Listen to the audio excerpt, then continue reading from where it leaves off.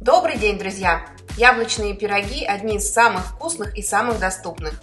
А когда нет возможности или желания включать духовку, идеальный выход – испечь яблочный пирог на сковороде.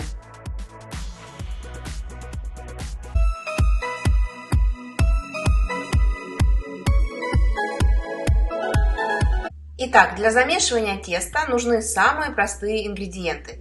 В миску вбиваем одно яйцо, добавляем щепотку соли, немного ванилина, 60 грамм сахара и венчиком взбиваем все до однородного состояния.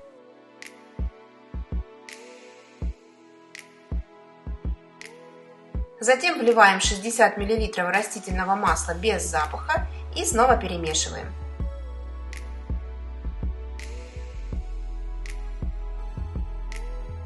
Теперь вливаем 150 мл молока и соединяем его с яичной массой. Все ингредиенты должны быть комнатной температуры. Далее всыпаем 150 грамм просеянной муки и 8 грамм разрыхлителя. Венчиком соединяем сухие ингредиенты с жидкими, и тесто на пирог готово. По густоте оно очень похоже на консистенцию сметаны. Теперь подготовим яблоки. Нам нужно 2 средних яблока, нарезать на кружочки и удалить сердцевину. Тонко яблоки не нарезайте и берите с твердой мякотью, чтобы при выпекании они не развалились и не превратились в яблочное пюре. Берем сковороду диаметром 24 см. Хорошо смазываем ее сливочным маслом. Далее присыпаем всю поверхность сковороды сахаром.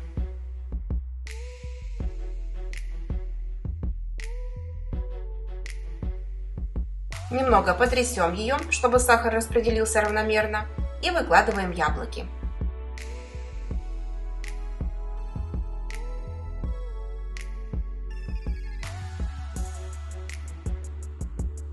Выливаем тесто поверх яблок.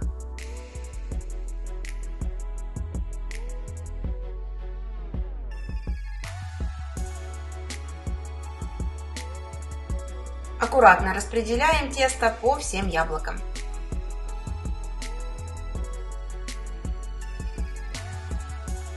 Ставим сковороду на плиту на самый слабый огонь. Накрываем крышкой и выпекаем пирог 20-25 минут. Затем крышку снимаем и проверяем готовность пирога. Можно проткнуть его зубочисткой, можно надавить пальцем.